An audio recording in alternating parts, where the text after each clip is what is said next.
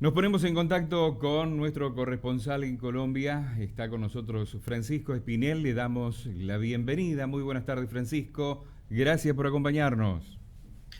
Querido Sergio, muy buenas tardes para usted y para todos los audientes que nos ven y nos oyen en Latinoamérica. Un abrazo muy grande desde Bogotá.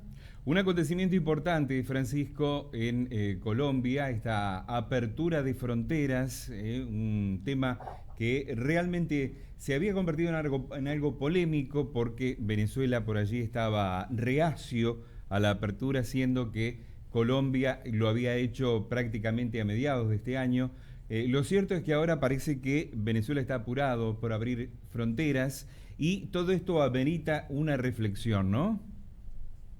Sí, Sergio, una reflexión muy importante, sobre todo porque pues el paso diario de más de 300.000 personas por ese puente internacional es complicado. Sin embargo, digamos, los venezolanos y los colombianos que están transitando por por esta vía, pues celebran muchísimo, porque antes de que se abriera tenían que hacer el paso por caminos ilegales que eran controlados por grupos al margen de la ley Sí. y que les cobraban absolutamente por todo.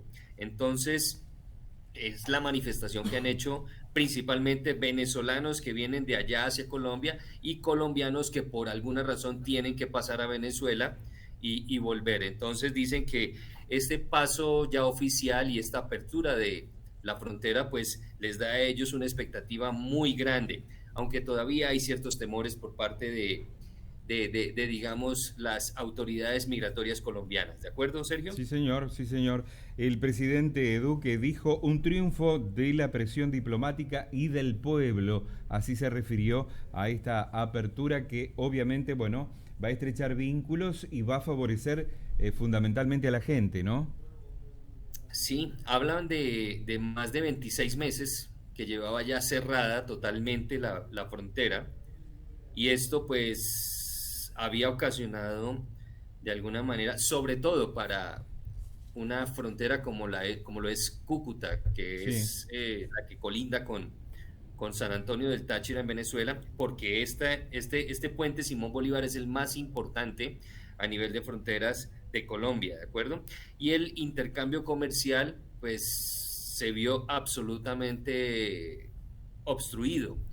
Eso le significó pérdidas por más de 7.000 millones de dólares. Así lo habían manifestado los comerciantes de la región, que se han visto muy afectados. Y de igual manera, por parte de Venezuela han manifestado que pues esperan poder reactivar muchísimo más la economía. Los dos municipios o los ujú, dos poblaciones que están en la frontera, una se llama Ureña y la otra se llama San Antonio del Táchira.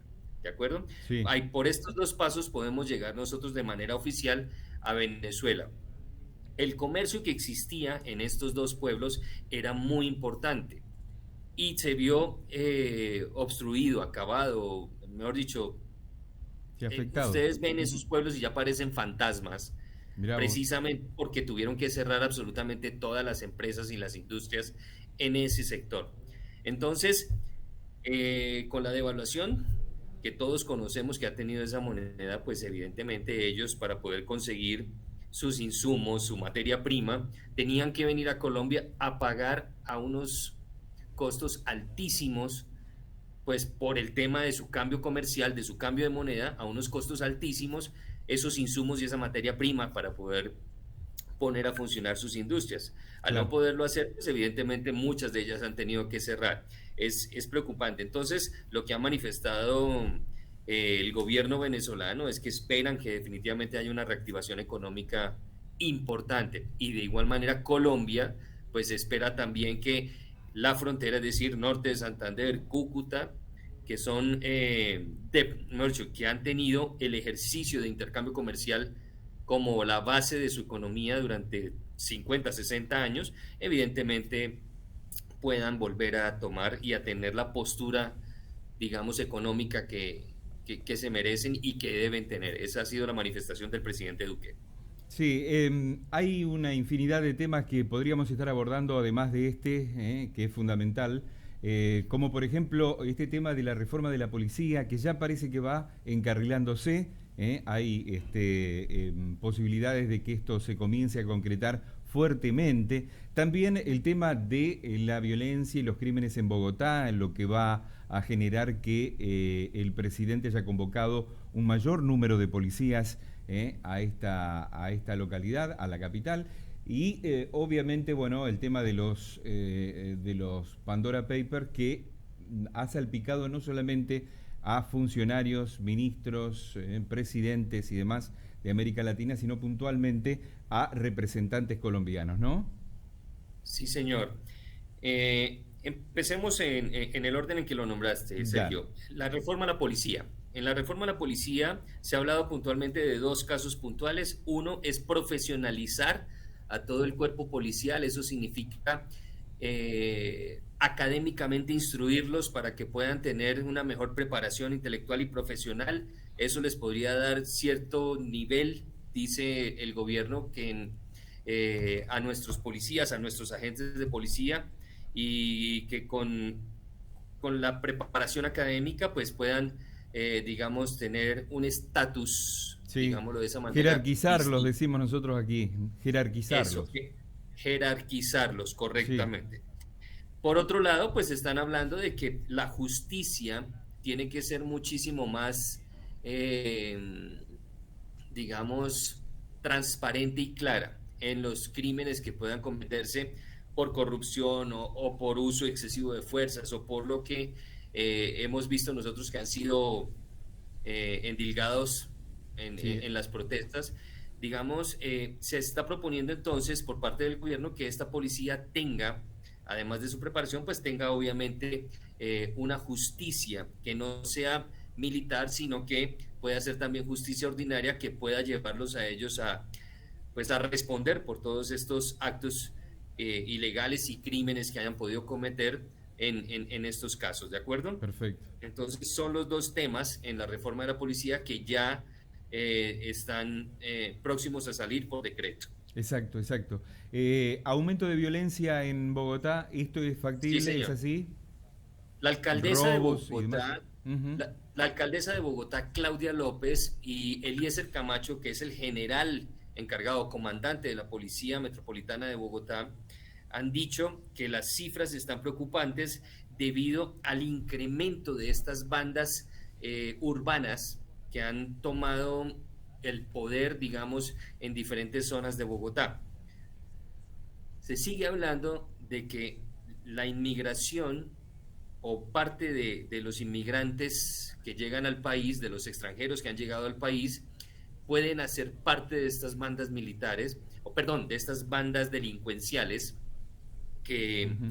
están, pues digamos, cometiendo esta cantidad de crímenes y de actos ilícitos, y la fuerza policial no está alcanzando para poder contrarrestar, digamos, Claro, claro, estos claro. ataques. Entonces, hay zonas, por lo menos en Bogotá, Sergio y televidentes que nos acompañan, hay zonas en Bogotá que están bajo la orden, bajo la autoridad de estas bandas criminales a las cuales ni siquiera la policía ha podido llegar, y efectivamente no puede llegar por esa falta de fuerza policial para poderlos afrontar. Entonces, una de las cosas que están diciendo urgentemente es la necesidad de fortalecer muchísimo más el cuerpo policial a nivel de la capital de la República, sobre todo porque aquí se concentra el 70% de la Sí, sí, economía sí, sí, del sí. país, y eso obliga a tener una seguridad muchísimo más responsable, y sobre todo que garantice a empresarios, a comerciantes y a las personas del común,